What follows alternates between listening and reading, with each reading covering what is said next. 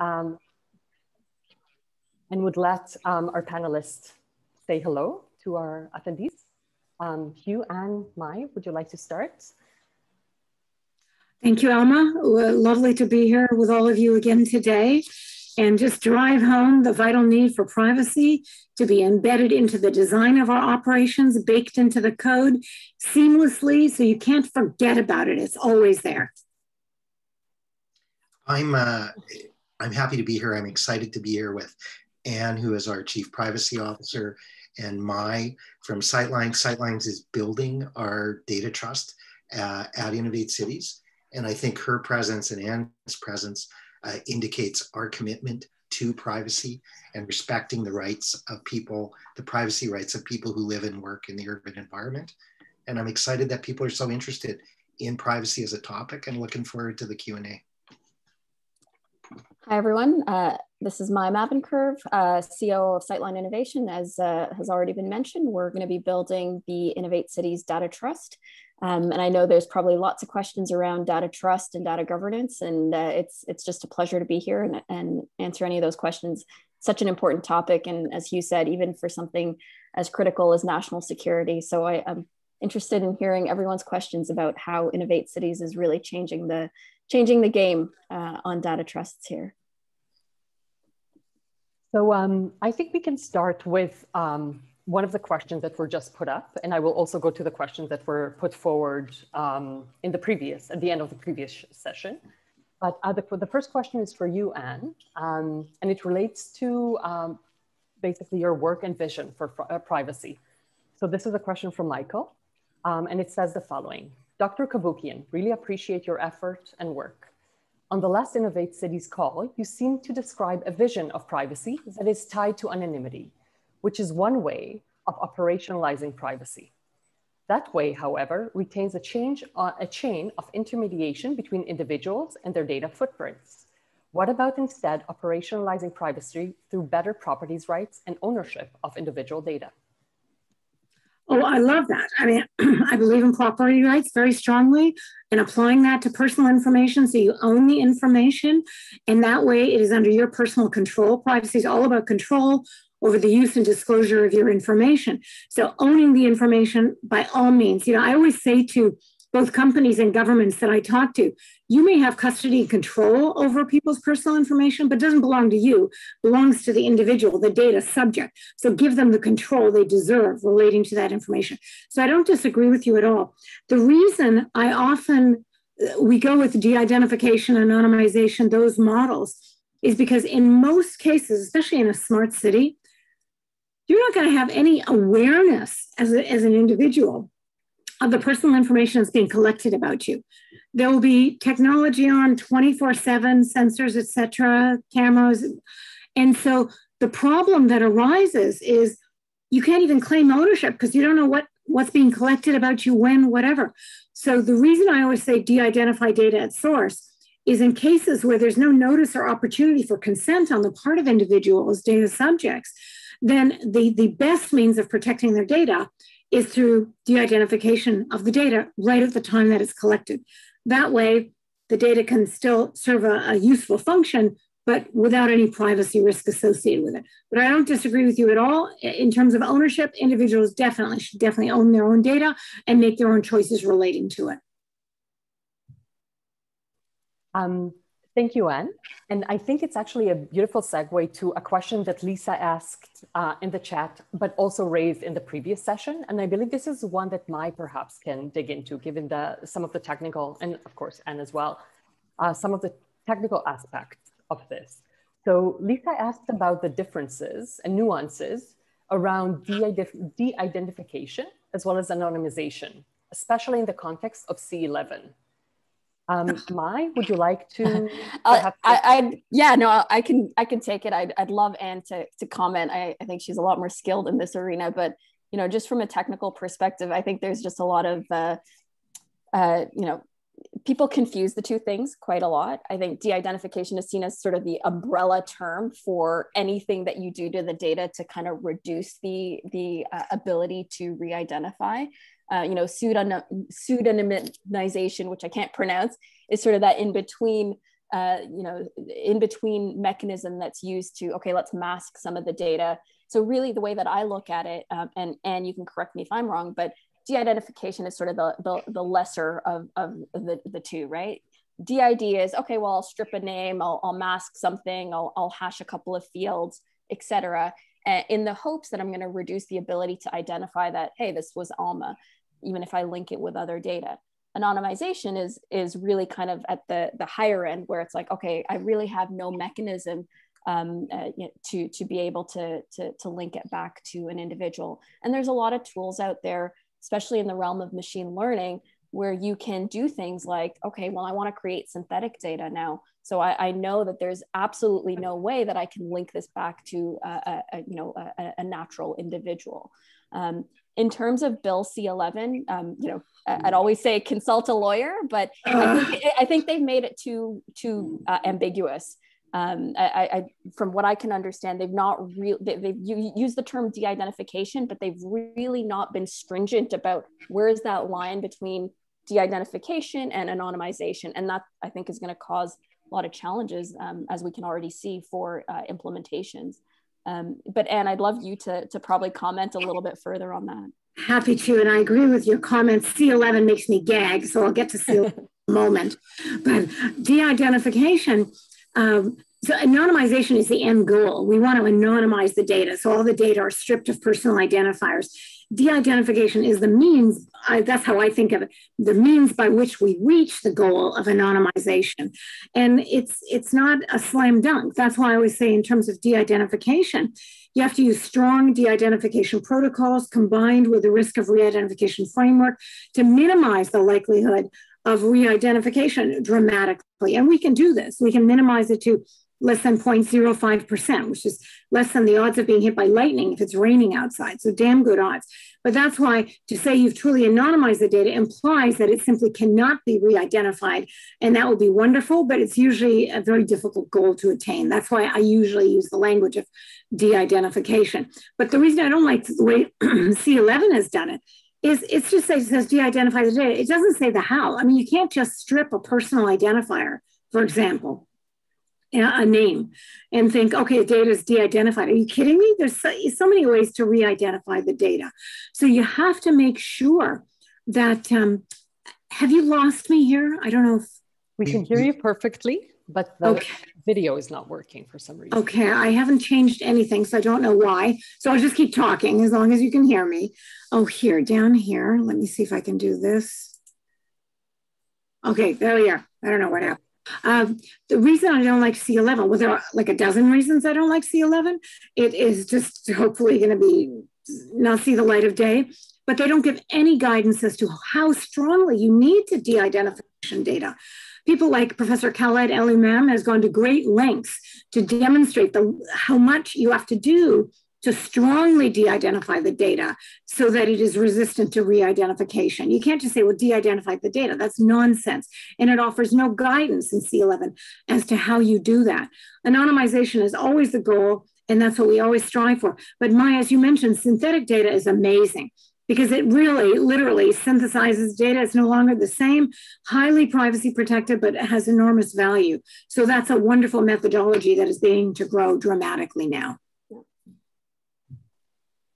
Thank you, Anne. And I felt you read my mind because I was just about to ask someone to mention and talk a little bit around synthetic data, which is one of the tools that we will be using.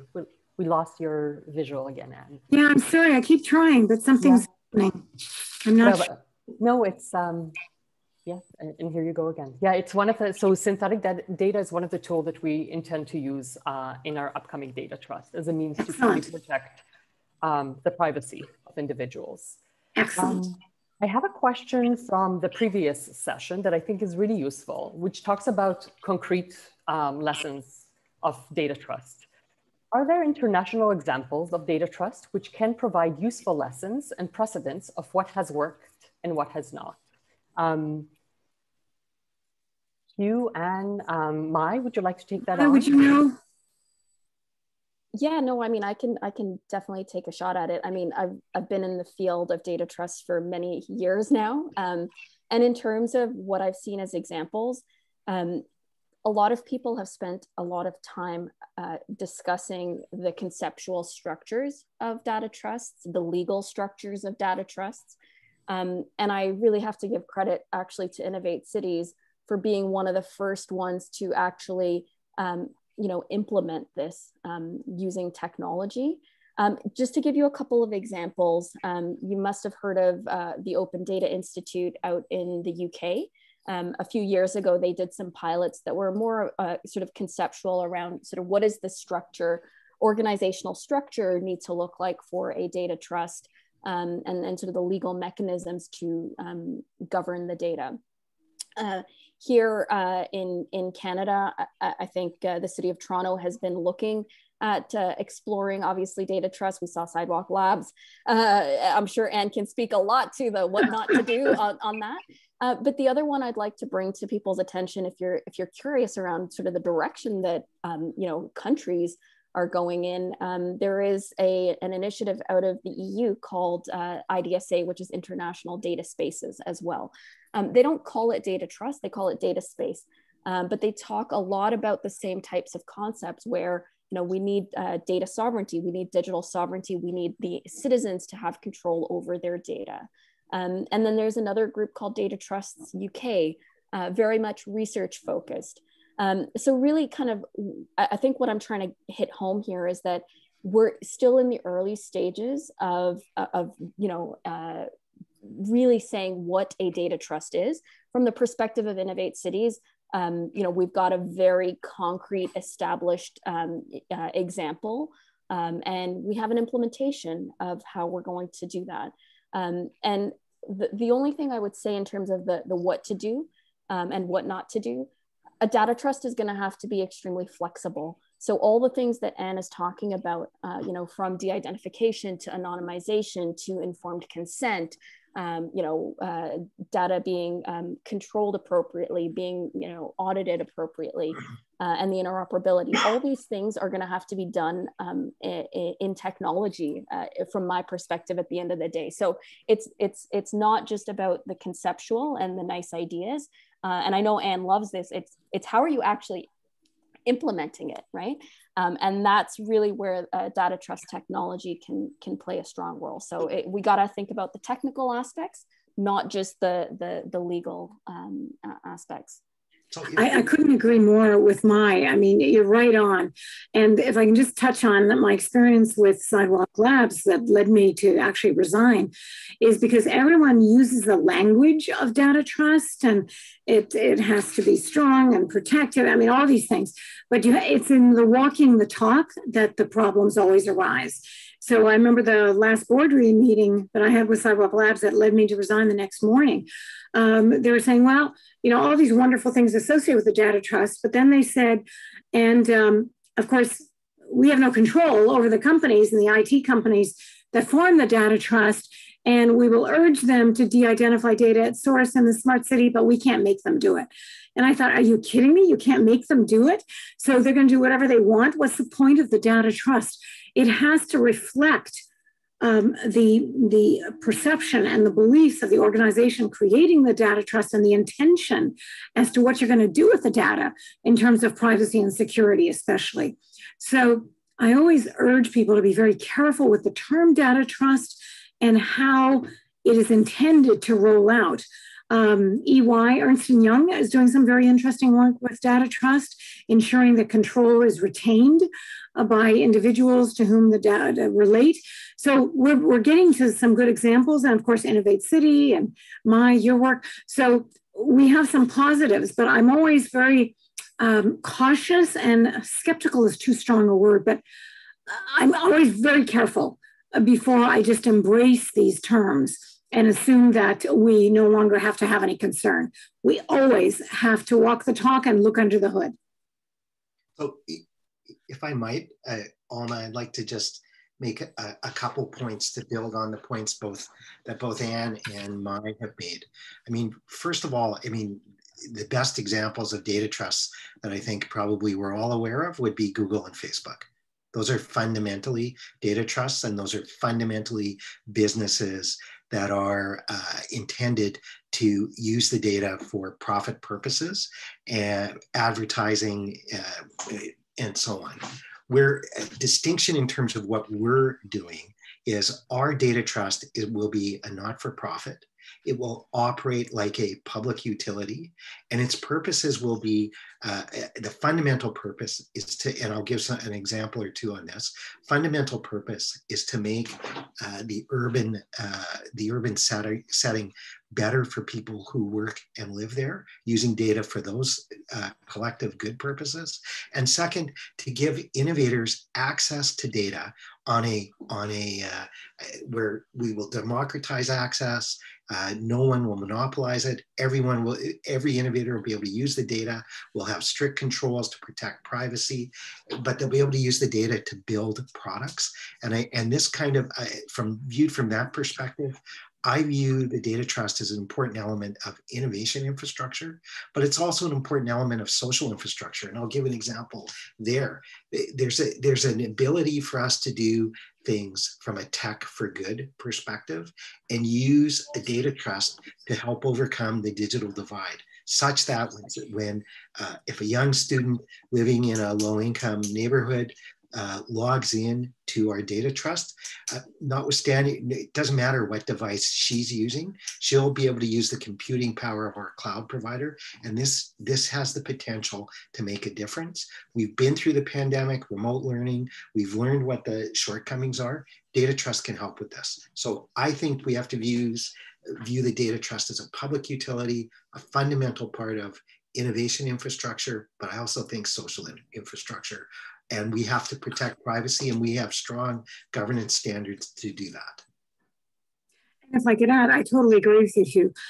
Privacy by design, one of the essentials is rejecting zero-sum models of either or, privacy or data utility, privacy or security. Nonsense. That win-lose model is so yesterday. Privacy by design is predicated on positive sum multi-purpose gains. So you'll have privacy and data utility, much like what Hugh has been describing in terms of all the benefits of the data trust in a smart city. Getting value from the data is essential. And when you've stripped it of the personal identifiers and preserved the privacy, then you have privacy and data utility. Then it becomes a true win-win. Thank you all. This has been truly enlightening. I would love to bring about another question to the fore, one that relates to, in my view, the way I read the question, into questions of personal control over data at the core. And it's the question, it's quite long, so I will sum it up, but it's a question that relates to basically the ubiquitousness of the Internet of Things and smart devices in our lives. And the question asks, basically, how can this invasive technology be stopped? Which I believe, in my view, this is something that won't be possible. I don't see us going back to a world in which we simply give away all of those benefits that comes with smart and connected infrastructure. Yet at the same time, how can we maintain concerns about privacy? Is there a way, and as you just talked, to have a win-win? To use the benefits of the digital infrastructure that is being created as we speak, that has been created in the past 10 years, and still maintain some of our values around privacy? Oh, absolutely. There's so many examples. I mean, think of end-to-end encryption that we use on our iPhones and a number of other areas where basically individuals can be secure using the amazing technology to protect their data so that it will only go to the intended recipient and then be decrypted by them and vice versa. So end-to-end encryption is an amazing model. That's just one example. What we have to be careful of, though, is there are always, unfortunately, threats to these privacy protective measures introduced into technology. I've been doing a lot of work with India, believe it or not. And in India, they're challenging end-to-end encryption. Facebook's WhatsApp is used very widely. It has end-to-end encryption, and they're trying to break that by gaining access to the sender's ID and where it's going. So it's almost like a backdoor, which we've had threats. Crypto backdoors have been threatened for years. First one was the Clipper chip in the year 2000.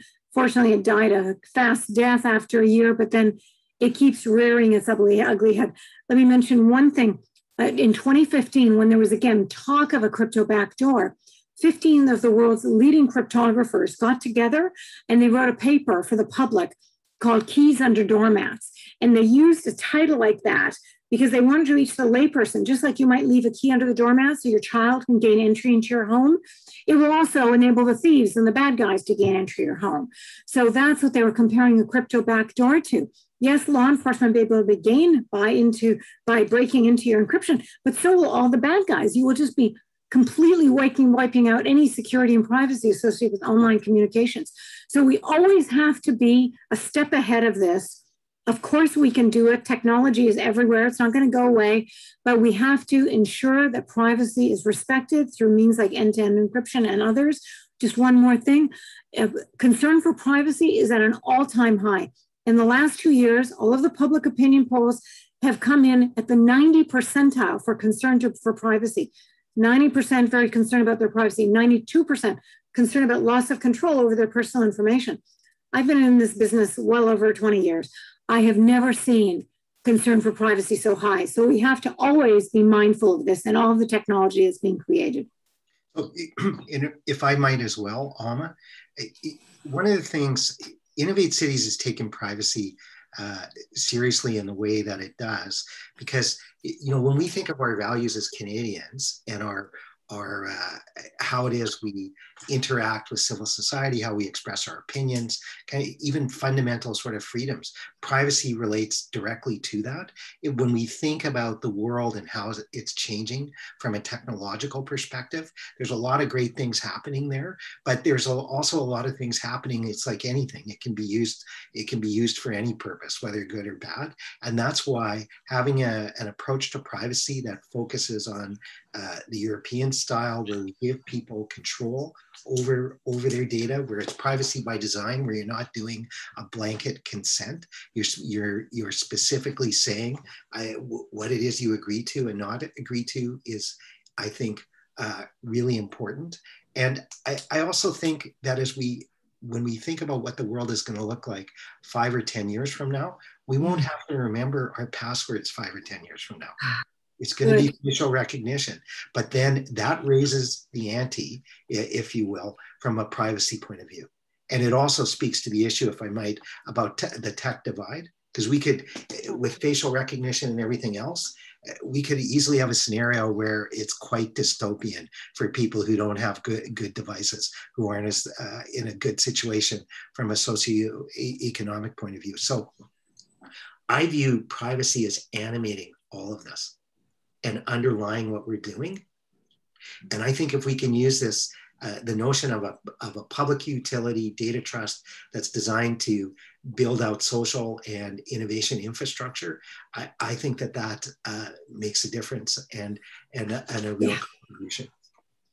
Alma, may I comment as well? I mean, I think, I've been looking at this sort of also from an enterprise computing or enterprise infrastructure perspective. I think, with the explosion of data, like once 5G comes out, I think there's going to be a lot of things at play, right? There's obviously the regulatory side that I think we're already on our way there. We're getting our, ducks in a row a little bit with respect to, the Bill C-11, long way to go. But I think there's a huge wave or shift happening even from the perspective of cloud, right? I think when I think about sort of what we need to do here in Canada, like we need sovereign clouds. We need some of this technical infrastructure needs to be sovereign to Canada from my perspective. This is my personal perspective, not necessarily Sightline's perspective. And I think what we're seeing is that, there's a massive shift happening from centralized to distributed and federated systems. So that the interoperability and the rules of interoperability, the standards around how we interoperate and exchange and trade data, all of this is going to come more and more to the forefront. So the protection of Canadians' data is not just going to be the onus on the citizen to understand, you know, what am I allowed to do? How do I consent? It's the entire chain through that workflow. And I think we're going to see pressure at each stage. The last thing is, I think we're going to see probably a lot more computing on the edge. And I think that's going to help a lot with what Anne is trying to push, which is let's anonymize or de-identify as close to the source as possible. And now our computing and our hardware devices are getting better and better at that. And so, you know, hopefully we'll be able to realize a lot more of that as some of this tech rolls out as well.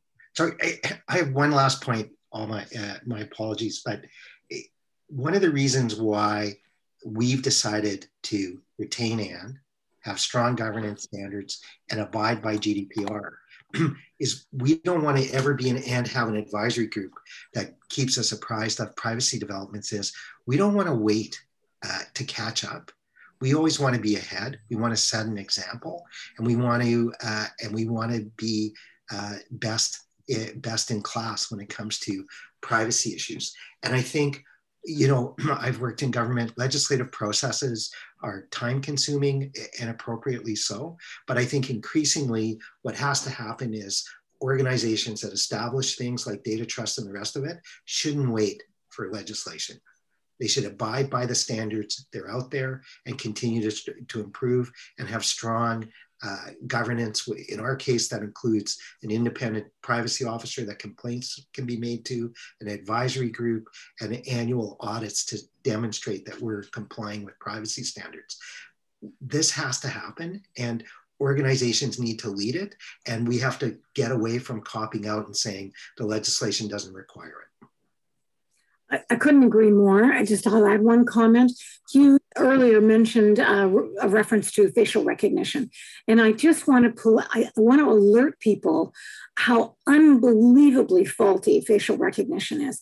The false positive rate is huge. Conservatively, 81%.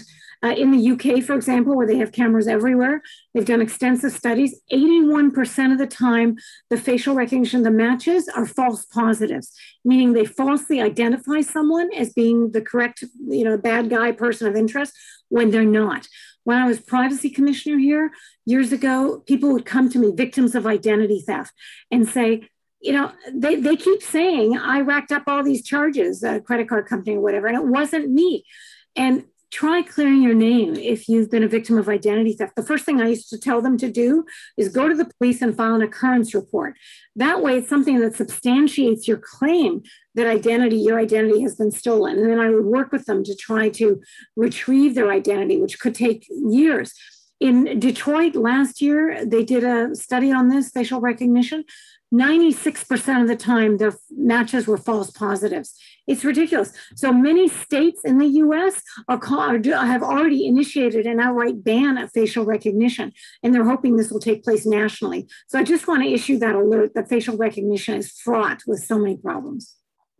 I agree, Anne. I was more I've got my iPhone 12 now, which does it. But I think we need to be conscious of this. Tech is going to be advancing. There is a direction going this way. We need to be conscious of the failings, that it's not perfect. And we also have to be conscious of protecting privacy and doing it in the best way. And Hugh, if I can add one more comment, your iPhone 12 with the face-to-face, there are two types of facial recognition, one-to-one and one-to-many. The kind I was referring to that is extremely faulty, false positives, is one-to-many, where an individual's facial image is compared to hundreds of thousands of facial images in the hopes of getting a match. One-to-many, forget it, no accuracy whatsoever. One-to-one, however, so my face opening up my iPhone, or if I go to the airport, there's a one-to-one comparison. If you have a Nexus card, for example, those can be very, very accurate. So thank you for mentioning that. I was referencing false positives with one-to-many scenarios. I feel you've touched upon so many topics, and I would absolutely love if we can elaborate on a few of those. One of them will be a question of course, the facial recognition and other technologies that are being used in the smart city sector. But first, I wanted to go back to a question that Mai made in regards to the difference between processing personal data on cloud versus processing personal data on the edge or smart premises. Would you say does this local processing of personal information, do you find it to help resolve privacy issues? The question was asked, or is it just another marketing skit? Well, I think we're going to get there, at some point in the future. I don't think we're there yet. I mean, I think, there's a lot of work happening, in digital identity. Self-sovereign identity, as an example, is a really, growing field. And I think it's going to likely take off. Biometrics is going to be part of that at some point. So I do not think at all that it's a marketing skit. The technology world is moving extremely fast, and I do absolutely believe that we will get there. And in some cases, we can already be there. There are scenarios where, computations can be done as close to the edge as possible. And this is why there's going to be a lot of pressure on sort of the current model of centralized cloud systems where data is being hoarded. So yeah, short answer is yes. No, it's not a marketing skit. Yes, it is going to happen. I totally agree. The whole area of decentralizing identity is huge. So my reference self-sovereign identity, which I love, there's now an actual decentralized identity foundation consisting of major players, Microsoft, IBM, et cetera, where the notion of self-sovereign identity, that the individual should be in control of their identity, and you decentralize it so that it's under their control, as opposed to the centralized form of, cloud access, et cetera, where basically multiple parties, third parties, unauthorized parties can gain access to your data, and you have no opportunity to consent or decline consent.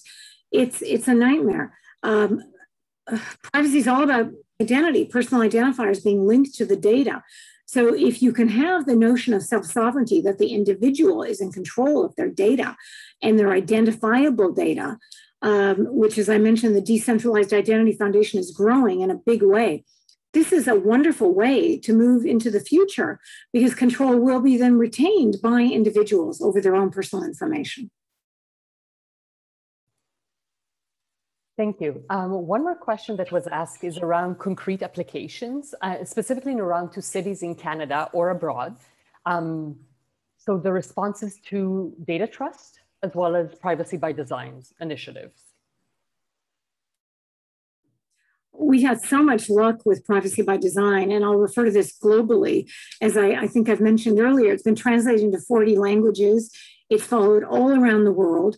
And in 2018, when the new law in Europe, the EU, came into effect, the General Data Protection Regulation, the GDPR, which includes privacy by design, this was huge. I mean, not a week would go by I wouldn't hear from some jurisdiction about how do we do this?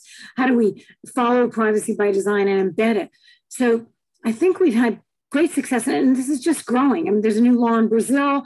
They've got privacy by design included in it, because countries all around the world are trying to upgrade their laws so that we will achieve essential equivalence with the GDPR, so that you can engage in trade, do business with them without any fear of repercussion or any negative consequences. In Canada, our federal private sector legislation used to be essentially equivalent with the previous law in the European Union, but no longer.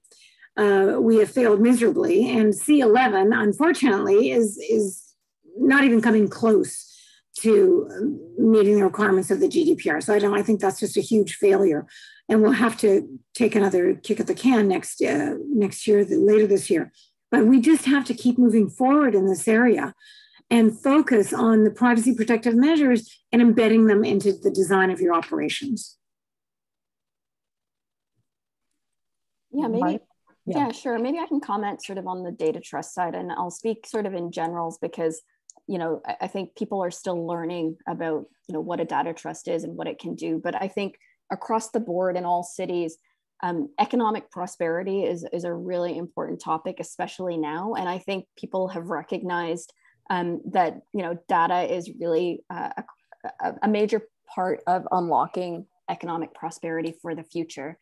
And I think people are feeling a little bit gridlocked as well. In terms of how do we actually unlock that value? How do we innovate and collaborate with local innovators with data? Something that I know obviously Innovate Cities is tackling. And that's where really kind of the data trust side comes in, and people kind of recognize that, okay, there is a technology out there, there is a mechanism to solve that utility versus privacy problem. And there is a way for us to unlock that data. One thing I think people are dealing with as well is the issue around data residency. And so when they're thinking about, okay, well, I want to make sure that my data stays in Canada, I want to make sure that my data stays as local as possible. These are all things that I think IT departments in all cities are fully understanding is a growing challenge, and there's not a quick fix to it. They're going to have to do the hard work, but at least they know that there is light at the end of the tunnel, that there are new frameworks out there, new enterprise computing models out there that they can start to leverage.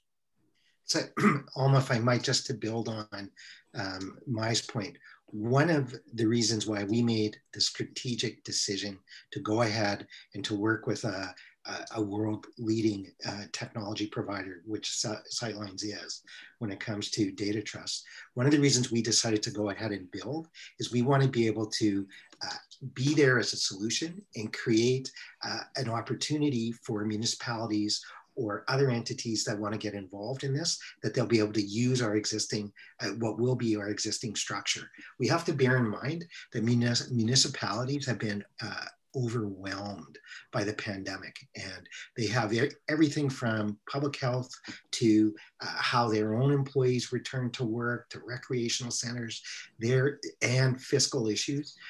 They're dealing with a lot of issues, and we want to be able to be there to provide from an ease of use perspective, from an ability to help with data transfer, data mesh, data fabric, all of those things. And I think that's one of the reasons why we've taken this strategic direction. So as we have about 15 minutes to go, we have one more really interesting question from Michael Topolinsky. As we shift the conversation to discussing unlocking value, how far is your thinking for a pricing model for the data trust? Are you looking at other public utilities for lesson learned? That's a great question, and we are, Michael. We're in conversations with different people because we're building this pricing model it's quite complicated, but we are talking to academics, we're talking to other people who've done similar things to see how we're going to build out the pricing model. And one of our other fundamental goals is, Alma noted at the beginning of her remarks that the federal government is an important partner of ours, but we have a goal to be self-sustaining. And so that's the direction we're moving in. But this is,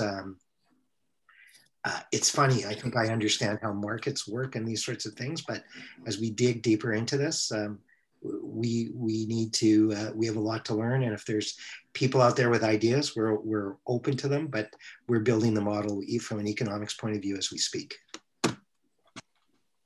I would like to ask Hugh, Mai, and Anne to give perhaps closing remarks. And if there are anyone from the audience who wants to perhaps make a final remarks, yeah, please write them in the chat and I will communicate them as well. So Hugh, would you like to start by wrapping up? Just really appreciate the amount of interest people have shown in what we're doing, and the questions have been great.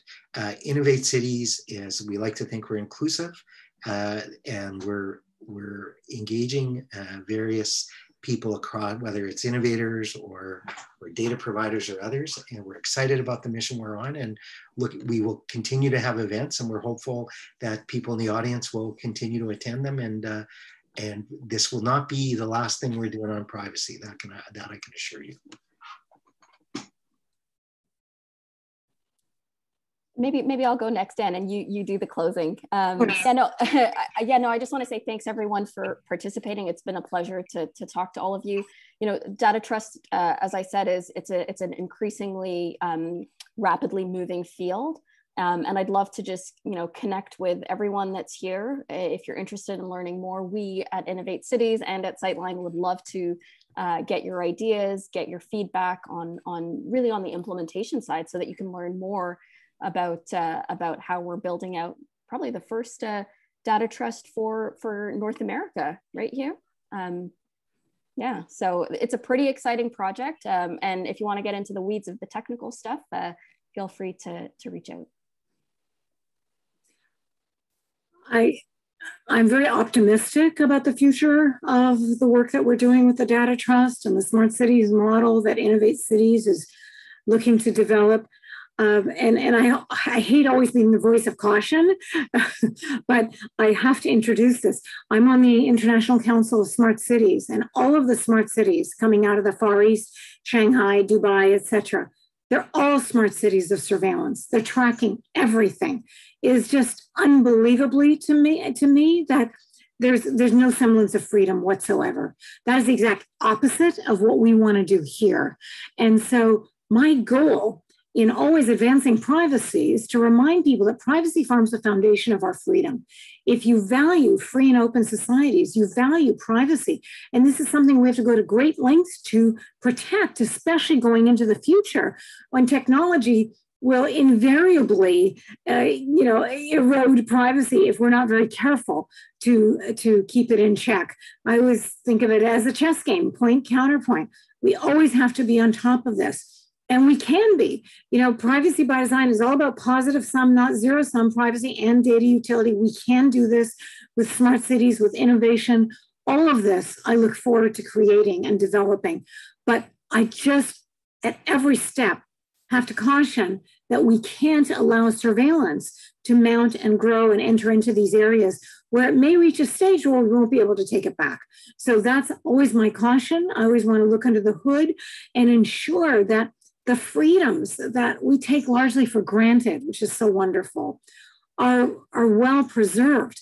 I'm from far away. I was born in Cairo in Egypt. Came here to Canada when I was 4 years old. And my parents brought us here because they wanted to raise their children in freedom, that was just evaporating in the Far East. And so I want to make sure that all of the things we take for granted, which is wonderful in terms of freedom and privacy, that can continue for the years to come for our children and their children.